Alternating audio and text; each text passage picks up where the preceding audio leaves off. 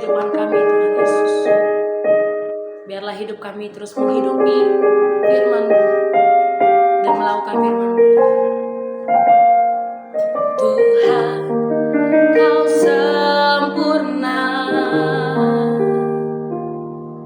dalam rencana-Mu dan karya-Mu.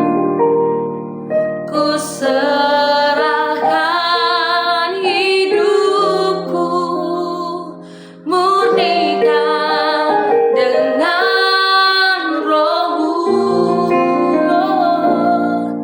Tuhan, Kau sempurna dalam rencana-Mu, terima kasih Yesus, dan karya-Mu. Ku serahkan hidupku murnikan dengan Roh-Mu. Hidupku menggenapi firman-Mu, tanda mukjizat sertai tiap langkahku. Kau bersamaku, di dalamku, jadi bukti kebesaran-Mu. Tuhan, Kau sempurna. Tuhan, Kau sempurna dalam rencana-Mu dan karya-Mu. Ku serahkan hidupku murnikan dengan Roh-Mu. Hidupku menggenapi firman-Mu, tanda mukjizat sertai tiap langkahku. Kau bersamaku, di dalamku, jadi bukti kebesaran. Sekali lagi kita katakan, hidupku menggenapi firman-Mu, tanda mukjizat, amin, sertai tiap langkahku. Kau bersamaku, di dalamku, jadi bukti kebesaran-Mu. Kau bersamaku, di dalamku, jadi bukti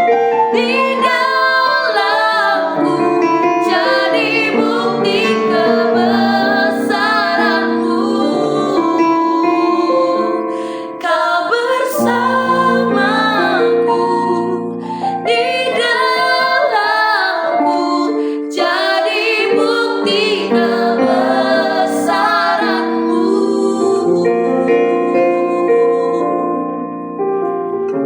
Biarlah pujian ini mengalir dalam kehidupan kami Tuhan. Kami mau menjadi bukti kebesaran-Mu, menyaksikan tentang kasih Tuhan bagi sesama kami. Ajar kami terus mau merenungkan firman-Mu Tuhan. Ajar kami mengerti dan memahami. Dalam nama Tuhan Yesus kami berdoa dan mengucap syukur, haleluya. Amin. Shalom Bapak Ibu Saudara-saudari, kita berjumpa lagi dalam perenungan intim dengan Allah.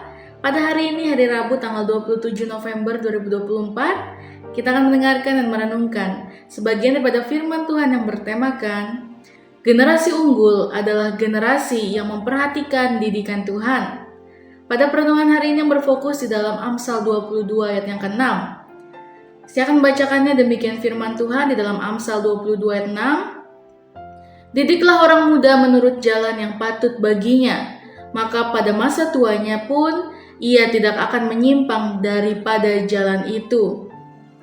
Firman Tuhan ini mengandung 5 pokok penting yang patut diperhatikan untuk diterapkan dalam pelaksanaan pendidikan di rumah, sekolah, atau gereja. Yang pertama, didiklah Apa yang dimaksud dengan mendidik? Mendidik artinya mencelupkan jari tangan ke dalam madu, kemudian meneteskannya ke mulut anak. Maka anak akan merasakan sesuatu yang manis. Anak tersebut akan menginginkannya pada waktu-waktu selanjutnya. Pendidikan yang diterapkan terhadap anak hendaknya dilaksanakan secara baik, ramah, dan menyenangkan.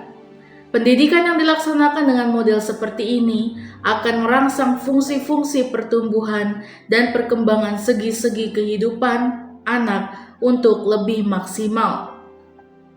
Sebaliknya, pendidikan yang dilaksanakan dengan cara yang menakut-nakuti akan mengganggu perkembangan pengetahuan, sikap, dan keterampilan anak.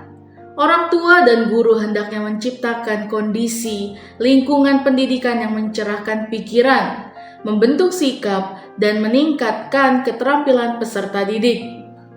Jika hal itu yang dilakukan, maka setiap anak akan merasa haus akan keindahan, kebaikan, sukacita, dan kedamaian dalam kehidupan sehari-hari. Orang tua, guru, dan para pembina hendaknya menanamkan sifat Allah ini ke dalam pribadi setiap anak sejak dini. Jika hal tersebut yang dilakukan, maka setiap anak akan memiliki perasaan yang sama seperti Daud yang berkata demikian, seperti rusa yang merindukan sungai yang berair, demikianlah jiwaku merindukan Engkau. Ya Allah, jiwaku haus kepada Allah yang hidup. Bilakah aku boleh datang melihat Allah? Di dalam Mazmur 42 ayat 2 sampai yang ketiga. Jika anak dibesarkan dalam perhatian, kasih, dan anugerah Tuhan, maka anak tersebut akan mengalami perkembangan segi-segi kehidupan yang tidak terpisahkan dari kasih Tuhan. Mendidik anak hendaknya dilakukan berdasarkan kebaikan Tuhan. Pengertian lain dari mendidik ialah pergi ke hutan, menangkap kuda liar, membawanya ke pemukiman, menjinakkannya terlebih dahulu, merawatnya, melatihnya, dan memanfaatkannya.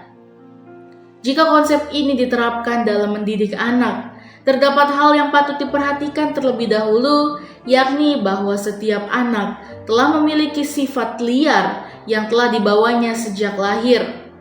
Hal itu sangat mungkin terjadi karena setiap orang telah jatuh ke dalam dosa di dalam Roma 3 ayat 23.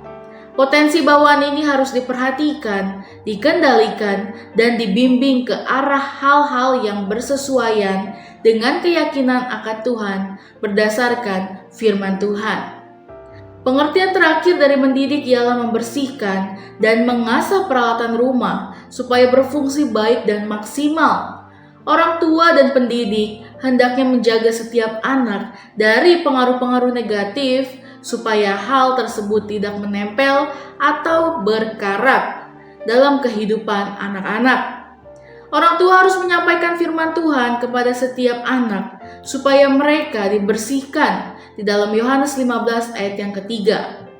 Dalam keadaan bersih, pendidikan yang dilakukan berdasarkan iman akan mewarnai kehidupannya di kemudian hari.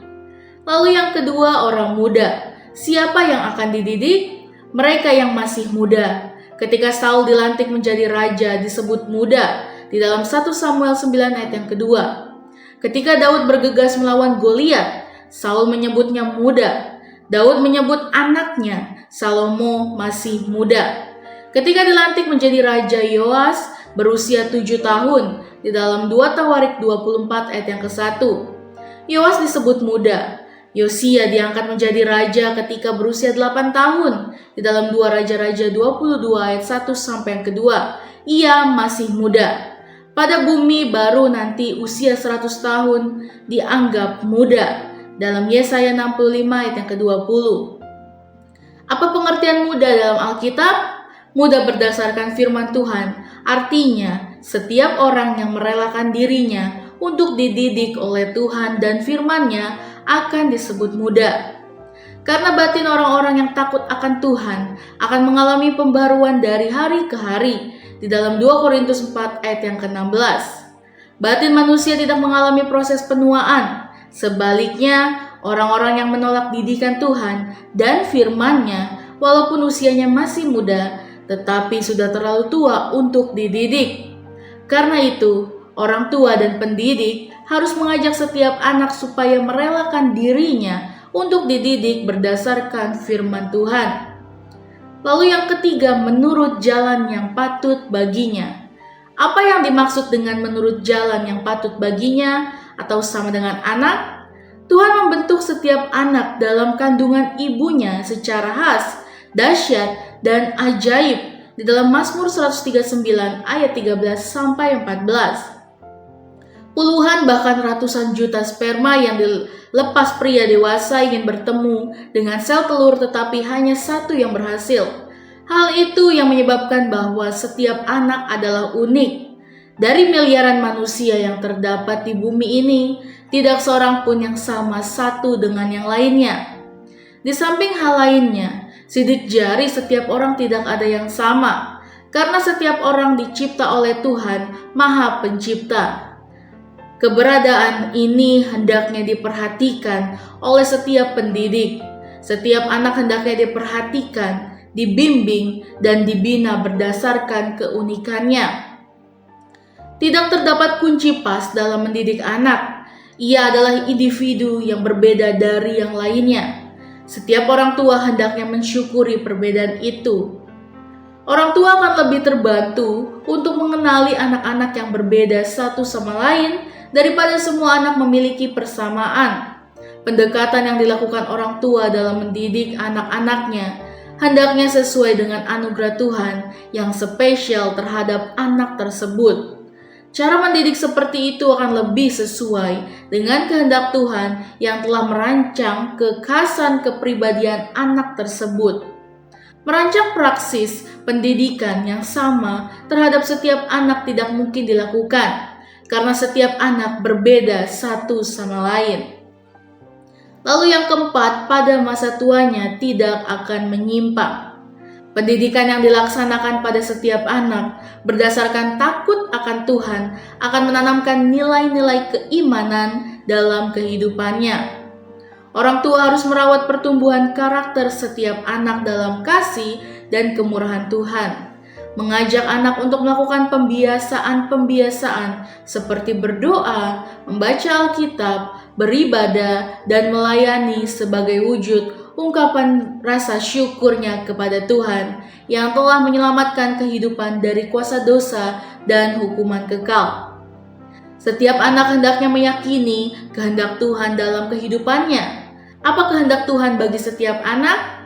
Mati di kayu salib untuk menebus manusia berdosa. Inilah satu-satunya kematian yang dikehendaki Tuhan supaya manusia yang sepatutnya mati memperoleh kehidupan karena kematiannya. Keyakinan seperti ini hendaknya terbentuk dalam kepribadian setiap anak.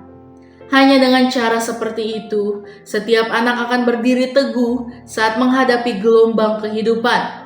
Seperti Yosua pada masa tuanya, tetap berkomitmen beribadah kepada Tuhan beserta seluruh keluarganya di dalam Yosua 24 ayat 18b. Terdapat tokoh-tokoh Alkitab yang jatuh pada masa tuanya. Mereka terpengaruh oleh istri mereka yang tidak takut akan Tuhan. Sampai pada masa tuanya Yosua tetap berpegang kepada Tuhan dan firman-Nya. Lalu yang kelima dari jalan itu. Apa yang dimaksud dengan jalan itu pada nat ini? Yang dimaksudkan dengan jalan itu dalam ayat ini adalah tujuan pendidikan yang ingin dicapai, pendekatan atau cara dan atau metode pendidikan yang dilakukan terhadap anak, yakni model mengasihi Tuhan dan firman-Nya serta takut akan Tuhan.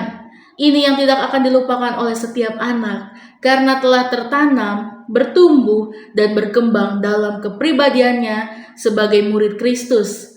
Praksis pendidikan yang seperti ini yang diharapkan untuk membentuk generasi unggul pada zamannya. Amin. Mari kita sama-sama berdoa.